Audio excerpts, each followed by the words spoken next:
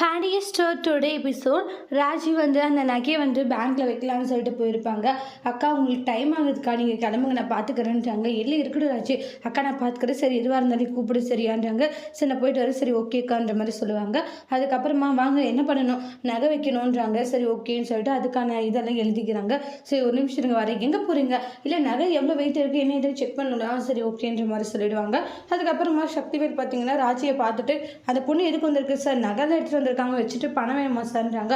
அந்த நகையை கொஞ்சம் கொடுங்கன்னு பார்க்குறாங்க. அப்பா அது அவங்களுடைய வீட்டு நகைன்றது தெரிய வருது. தெரிய வந்த உடனே ரொம்பவே ஷாக்கிங்கில் இருக்காங்க. சார் என்ன சார் ஆச்சுன்றாங்க. இங்கப்பா நான் சொல்கிற மாதிரி நீ செய்யணுன்றாங்க. ஓகே சார் என்ன விஷயம் சொல்லுங்கன்றாங்க. இங்கப்பா அவள் ஃப்ராட் பண்ணி இந்த மாதிரி பண்ணிட்டு இருக்கா, அதனால போயிட்டு சாயங்காலம் ஒரு ஈவினிங் ஒரு 5 மணிக்கு வாங்கன்ற மாதிரி சொல்லிடணுன்றாங்க. வர சொல்லிட்டு அதுக்கப்புறமா கம்மி அமௌண்ட் சொல்லுன்றாங்க. ஒரு 70,000 வரும்ன்ற மாதிரி சொல்லு. சரி ஓகே சார்வாங்க.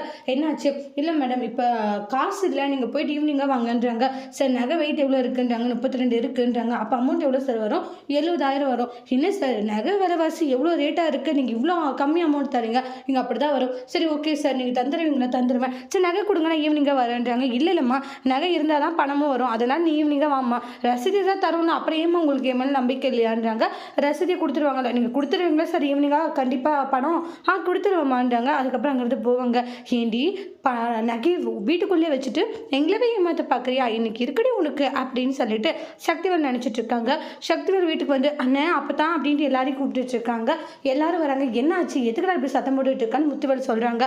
அண்ணன் அந்த எதிர்த்து வீட்டுக்காரங்க என்னென்ன நம்மளை ஏமாற்றிருக்காங்க, ஃப்ராடு பண்ணி என்னடா பண்ணாங்க அப்படின்றாங்க. அப்புறமா இங்கே பாருங்கண்ணே அப்படின்ட்டு எல்லா ஆதார ப்ரூஃபமாக காமிக்கிறாங்க. இந்த நகைலாம் யாருதுன்னு வீட்டு பொம்பளைங்களுக்கு தானே மெயின் தெரியும், நீங்கள் இதை பார்த்துட்டு யாருடைய நகைன்னு சொல்லுங்கள் அப்படின்னுவாங்க. இது எல்லாமே ராஜி கல்யாணத்துக்கு நம்ம சேர்த்து வச்சிருந்த நகை அப்படின்வாங்க. பார்த்தீங்கன்னா அன்னைக்கு கரெக்டாக கண்டுபிடிச்சிட்டாங்க அப்படின்வாங்க. இதெல்லாம் ஏதுடா உனக்கு அண்ணே, இதெல்லாம் அந்த ராஜியை அடகு வைக்கிறதுக்காக அடகு வச்சு பணத்தை ரெடி பண்ணான்னு வந்திருக்கானே அப்படின்னுவாங்க. தெரிஞ்சுட்டு ஷாக் ஆகுறாங்கண்ணே. வாங்கண்ணே சும்மா விடக்கூடாதுன்னு அந்த வீட்டில் போயிட்டு என்ன இதுன்னு கேட்டே ஆகணும், அவங்க சும்மாவே விடக்கூடாதுன்னு சொல்லி சண்டை போடுறாங்க. டே கொஞ்சம் பொறுமையாக தானே, பொறுமையாக இருக்க முடியாதுன்னு, இந்த விஷயம் இவ்வளோ தெரிஞ்ச பிறகு நம்ம ஏன் பொறுமையாக இருக்கணும், நடிகனை போகலாம் அப்படின்னு சொல்லி பிரச்சனை பண்ணிட்டு இருக்காங்க.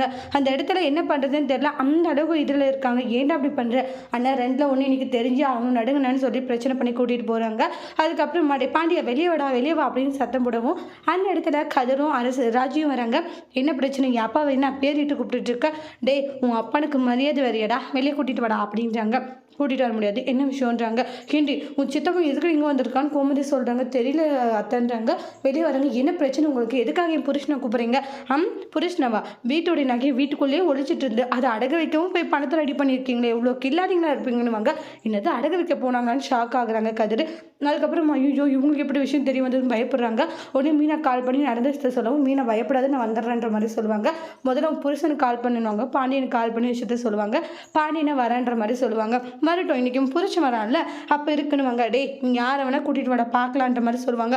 வந்தால் எல்லாம் ஒட்டுமொத்த உண்மை வெளியே வரதானே போகுது அப்படின்ற மாதிரி சக்திவேல் சொல்லிட்டு இருக்காங்க. இங்கே ராஜு ரொம்ப பயந்து போயிருக்காங்க. ராஜு வசமாக மாட்டிக்க போகிறாங்க. மீனா காப்பாற்ற போகிறாங்கன்னு வெயிட் பண்ணி பார்க்கலாம். தேங்க்யூ.